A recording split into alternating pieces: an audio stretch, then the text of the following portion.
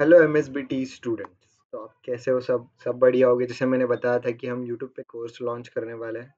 तो हम देखो, पहले तो एक सिलेबस, एक ओवरऑल डिस्कशन कर लेते हैं कि अपना सिलेबस क्या है, मतलब आपके इस थर्ड सेमेस्टर में है क्या एक्चुअल में, और ये क्यों है। तो फर्स्ट थिंग दिखाता हूँ मैं आपको। आपको है पहले डेटा स्ट्रक्चर यूजिंग सी। देखो, आपने सी पढ़ने के बाद अब उसके अंदर क्या है, कंसेप्ट आपसे रह गए थे, वो बेसिक कोर प्रोग्रामिंग आपकी बिल्ड हुई कि है क्या एक्चुअल में प्रोग्रामिंग लैंग्वेज, उसका सिंटैक्स क्या है। ये सारी चीजें आपकी उधर, लॉजिकल चीजें थोड़ी सी आप देखे हो। अब इधर पे क्या रहता, डीएसए आपने सुना होगा, डीएसए कर लो जॉब लग जाएगी। इंस्टाग्राम पे आप रील सुनते हो, कंपनी हायर इसी बेसिस पे करती है, मतलब जो उनका क्राइटेरिया रहता है वहाँ पे वो डीएसए के क्वेश्चंस पूछती है, डीएसए में इंटरव्यू लेती है। डीएसए में होता क्या है, डीएसए है क्या, डाटा स्ट्रक्चर है, उसके साथ एक एल्गोरिदम है। पहले एल्गोरिदम था, अब इन्होंने निकाल दिया है बस data structure. Basic data structure में बता रहा हूँ, सबसे ज्यादा स्कोरिंग अगर इन चारों में कोई है तो वो अपना डीएसयू, ये डीएसयू सब्जेक्ट ही है गाइस। और डीएसयू सब्जेक्ट में मैं बता रहा हूँ आपको, जो फैकल्टी पढ़ाने वाले हैं डीएसयू के, वो सी में 70 आउट ऑफ 70 ले चुके हैं। डेटा स्ट्रक्चर में भी वो 70 आउट ऑफ 70 ले चुके हैं, वो फैकल्टी आपको पढ़ाने वाले हैं। तो आप सोच सकते हो किस लेवल के फैकल्टी आपको मिलने वाले हैं। तो आपको इसके अंदर कुछ टेंशन नहीं लेना है, आपको सिंपल है। बस आपको लॉजिक याद रखना है, इसमें रट्टा मारने वाली चीजें नहीं है। 60 to 70% प्रोग्रामिंग बेस्ड क्वेश्चन आएंगे, प्रोग्रामिंग बेस्ड ही क्वेश्चन आएंगे। थियोरटिकल बहुत कम क्वेश्चन आएंगे। आपको लॉजिक आना चाहिए, ये कैसे करते हैं रिकर्शन, फिर अपना रिकर्शन फंक्शंस, फिर उसके बाद अपना ट्री एंड ग्राफ्स। उसमें ज़्यादा नहीं है ग्राफ्स, बट आपको मेन फोकस जो क्वेश्चंस आएंगे वो लिंक अपने एरे के होंगे, फिर उसके बाद लिंक लिस्ट के होंगे, स्टैक्स के होंगे। ये सारे इंपॉर्टेंट कंसेप्ट है, और ये आपको कंपलसरी जावा में भी करने ही है आपको। जब आप वहाँ पे डीएसए करोगे, सी प्लस प्लस में डीएसए करोगे, तो वहाँ पे भी यही सेम लॉजिक होगा जावा में, बस उसका सिंटैक्स डिफरेंट होगा।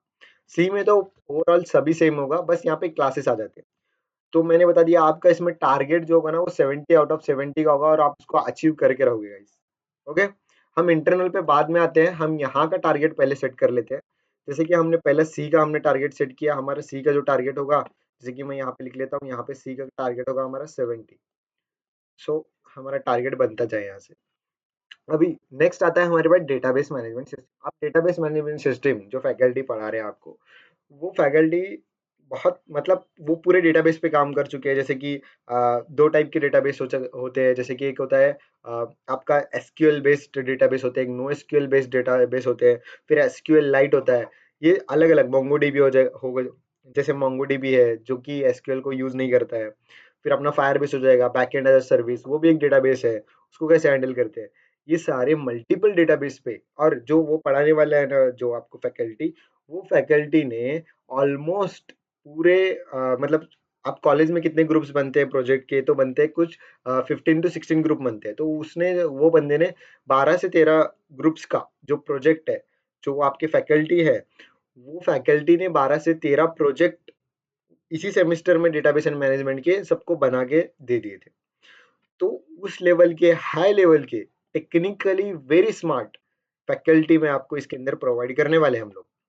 तो डेटाबेस में आपका जो एम होना चाहिए, मैं बता रहा हूँ 65 प्लस आपको इसमें मिलने ही चाहिए। और मैं बता रहा हूँ 65 प्लस आपको हमारे नोट्स में से ही आएगा। 70 आउट ऑफ 70 तो नोट्स में ही से ही आएगा, कुछ उसकी टेंशन की बात नहीं है। इसमें भी 70 आउट ऑफ 70 हमको नोट्स में से देखने के लिए मिलेगा। आपको चारों सब्जेक्ट के आपको नोट्स में से ही क्वेश्चंस आएंगे, आप उसकी टेंशन ही मत लो। मैं नोट्स भी आपको एक टेम्पररी दिखाता हूँ आपके लिए। फिर आपका जो इसमें स्कोर होना चाहिए वो 65 प्लस आपको मिलने ही चाहिए। मैं क्यों पूछ रहा हूँ इसके अंदर क्यों मिलने चाहिए, क्योंकि यहाँ पे थोड़ा सा थ्योरेटिकल पार्ट आ जाता है। थोड़ा सा थ्योरेटिकल पार्ट आ जाता है, उसमें आपके 1-2 मार्क्स हैंड राइटिंग के मेरे भी कट हुए थे, तो वो कट हो सकते हैं। यहाँ पे थोड़े से मार्क कट होने का चांस है, बट आपको एम 70 का ही रखना है। मैं मिनिमम पकड़ के चल रहा हूँ ये सारी चीजें। अभी यहाँ पे आपको 65 मिलना ही चाहिए, ये आना ही चाहिए यहाँ पे स्कोर। अब मैं इसको डी दे देता हूँ। Okay. Digital techniques, it's a very simple, easy है गाइस। डीजे अब देखो, डेटाबेस मैनेजमेंट सिस्टम के थोड़ा सा मैं जैसे इसका इंट्रोडक्शन दिया, वैसे थोड़ा थोड़ा सबका इंट्रोडक्शन देते चलते हैं। डेटाबेस मैनेजमेंट सिस्टम क्या है कि देखो, आपने बैकएंड नाम सुना होगा कि बैकएंड फ्रंट एंड रहता है, एक बैकएंड रहता है। बैकएंड बहुत हार्ड रहता है, फ्रंट एंड इजी रहता है। फ्रंट एंड तो एआई कर रहा है, बैकएंड नहीं कर पाएगा। बैकएंड क्या है, बैकएंड कब कहते हैं, बैकएंड तभी कह सकते हैं जब उसके पीछे डेटाबेस लगा हुआ हो। जब वहाँ पे डेटा में जब वहाँ पे वैल्यू स्टोर हो रही है वो कहीं पे, और उसके अकॉर्डिंगली हम डिसीजन ले रहे हैं कि ये एक्चुअल यूजर है नहीं है, फिर ऑथेंटिकेशन हो गया, स्टोरेज हो गया, ये सारी चीजें मैनेज जब करते हैं, मैनेजमेंट जब करते हैं हम किसी भी सॉफ्टवेयर में बैकएंड लगाते हैं, तो वहाँ पे डेटाबेस कंपलसरी रहता है।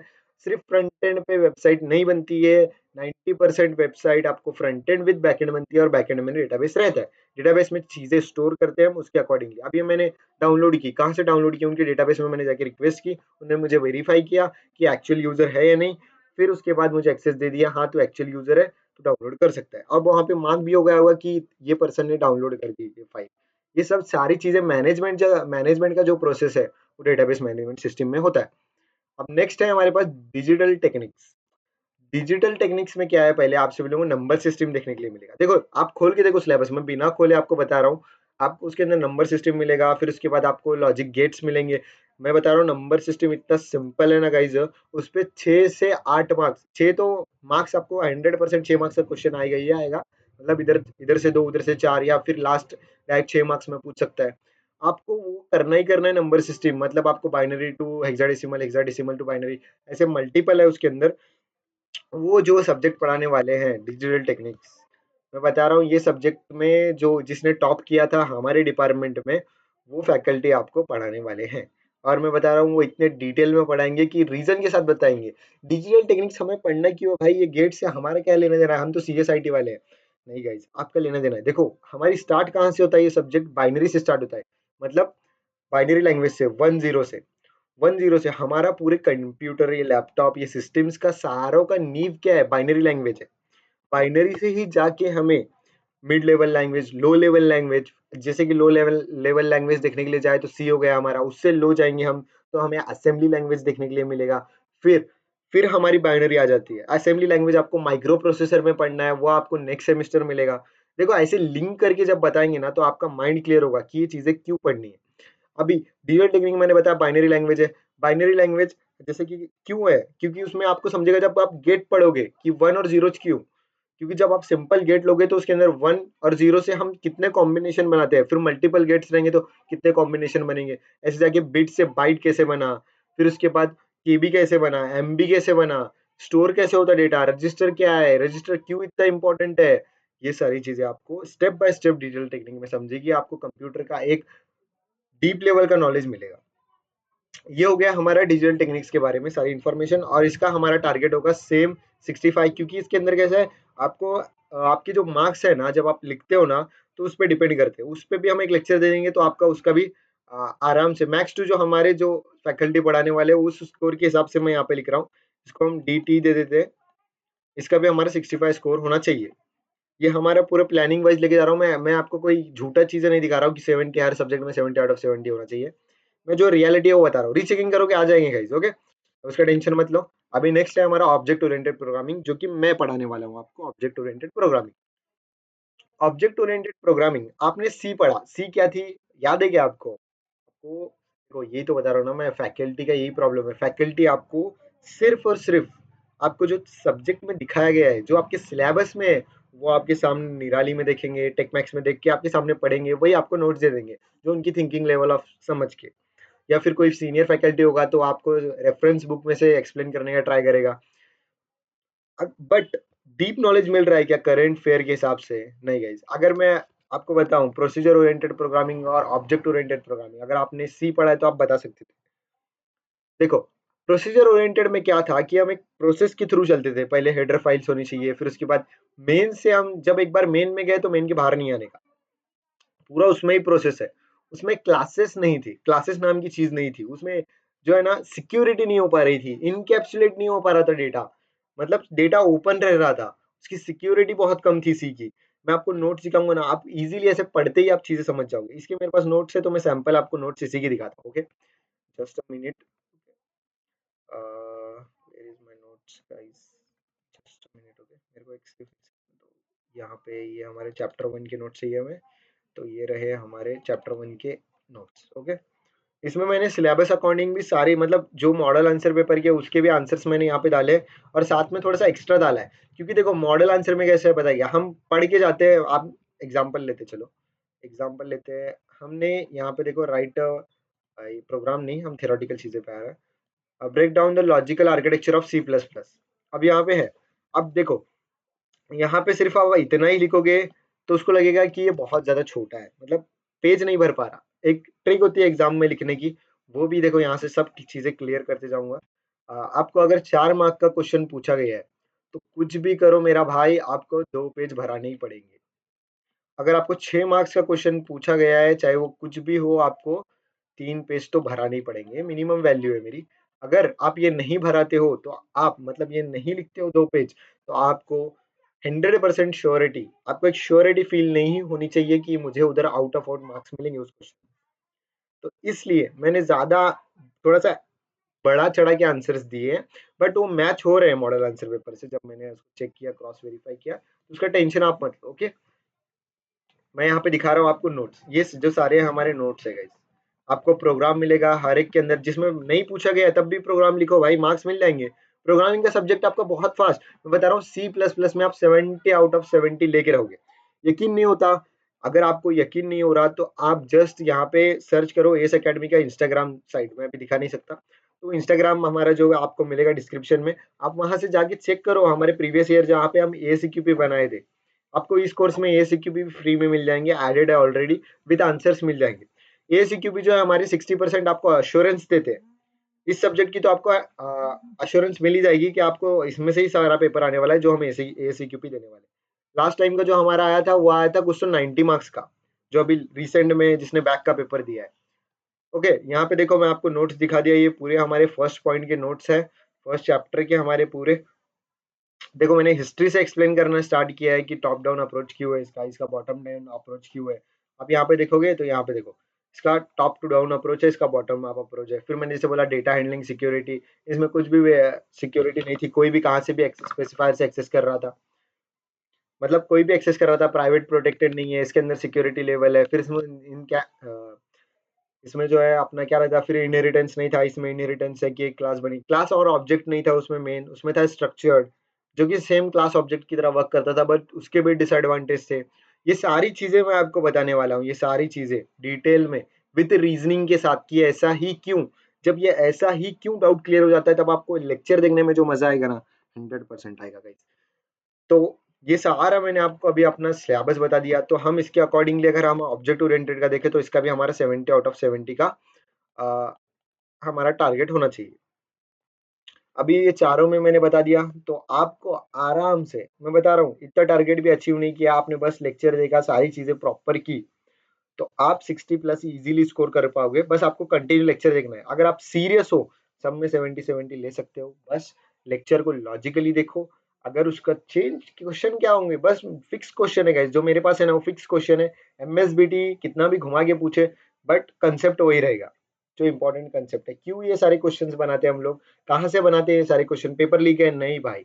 ये कैसे रहता कि प्रीवियस ट्रेंड्स क्या थे, अभी ट्रेंड्स क्या है, नेक्स्ट सेमेस्टर में आपको जो क्वेश्चंस कैसे आने वाले हैं, नेक्स्ट सेमेस्टर का सब्जेक्ट का क्या है, उसके अंदर सिलेबस कैसा है, तो उसके अकॉर्डिंगली पेपर सेट होता है। ज्यादा चीजें हम अपने कोर्स के अंदर एक्सप्लेन करूंगा मैं आपको, यहाँ पे सारी चीजें ओपनली यूट्यूब के अंदर मैं बता नहीं सकता, सॉरी फॉर दैट।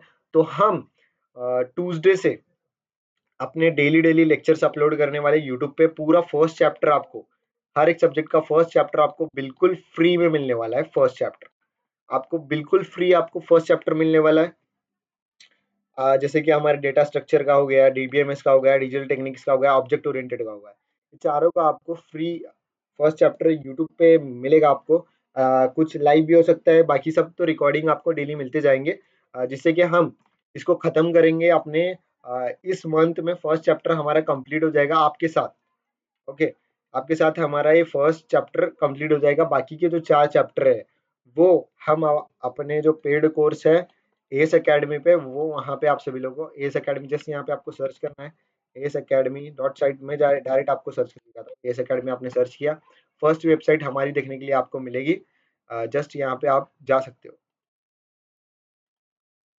यहाँ पे आप सभी लोगों को एस अकेडमी की साइट देखने के लिए मिलेगी, यहाँ पे आप जाके आप कोर्स परचेज कर लेना। अभी कोर्स की मैं फीस आपको अभी अभी बता देता हूँ। देखो, मैं आपको रियलिटी के साथ बता रहा हूँ, जो इंस्टीट्यूट स्कैम कर रहे हैं, जैसे बहुत सारे हैं, बी टू बी, तीर कमान, जो भी, मैं ज्यादा किसी का नाम नहीं लेना चाहता। सब लोगों का अपना-अपना है, बट उनके सारे की मिस्टेक्स है कुछ जो हम यहाँ पे नहीं करने वाले।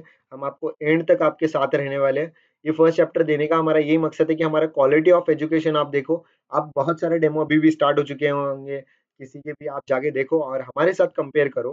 अगर आपको वो बेस्ट लगता है तो आप वो ले लो। और मैं प्राइसिंग की जहाँ पे बात कर रहा हूँ अभी, तो हम यहाँ पे आपको फर्स्ट चैप्टर मतलब जो पर सब्जेक्ट अगर आप लोगे, तो पर सब्जेक्ट का आपको चार्जेस है 500 रुपीज। ये पर सब्जेक्ट का आपको मिलेगा। सॉरी, ये इसकी जरूरत नहीं थी। फर्स्ट सब्जेक्ट का आपको 500 रुपीज मिलेगा, चार्जेस है। अब मैं इसका बताता हूँ आपको। आपको यहाँ से कितने वीक्स आपको हम यहाँ से आपको दे प्रोवाइड कर रहे हैं, मतलब लगभग 5 महीने आपके पास कंटेंट आपको दिखना चाहिए। तो गाइज, ये 5 महीने दिखाने की अगर आप फीस सर्च कर लोगे तो कंटेंट ये आपका कितना होगा पता है क्या? ये एक आपका समझ लो लाइक 50 GB तो आपका आराम से हो जाएगा।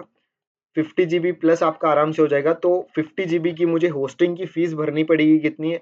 अप्रॉक्स 400 रुपीज मुझे इसकी फीस भरनी पड़ेगी। ये जो डेटा मैं स्टोर करके अपनी वेबसाइट पे रख रहा हूँ, इसकी फीस भरनी पड़ेगी। मतलब निग्लिजिबल है गाइस। जो भी हमारा फैकल्टी पढ़ा रहा है, हमें उनका सोच के ये चीज करनी है। निग्लिजिबल अमाउंट मैं आपसे ले रहा हूँ। अगर आप 3 सब्जेक्ट मतलब चारों सब्जेक्ट एक साथ लगाते हो, तो आपको पड़ेंगे 150, सॉरी सॉरी बाय मिस्टेक बोल दिया। 1500 रुपये समझ लो, आपको 1500 रुपये में ये सब्जेक्ट मिल जाएंगे। ओके। मैंने कोई भी मुझे बता दो मार्केट में अगर कोई इतने कम में बता रहा है, क्योंकि ये फीस सिर्फ और सिर्फ हमारी क्या कहते हैं उसको, होस्टिंग की और डेटा को स्टोर करके रखने की ही अब मैं आपसे ले रहा हूँ। इससे ज्यादा मैं कुछ नहीं ले रहा हूँ। Thank you. अगर आपको ये सारे लेक्चर पसंद आए, अगर आप कोर्स ज्वाइन करना चाहते हो करो, नहीं तो पूरा आप पूरे फर्स्ट चैप्टर देखो, फिर उसके बाद सारों का फर्स्ट चैप्टर देखने के बाद आप कंटिन्यू कर सकते हो। Thank you for watching. मिलते हैं किसी एक नेक्स्ट वीडियो के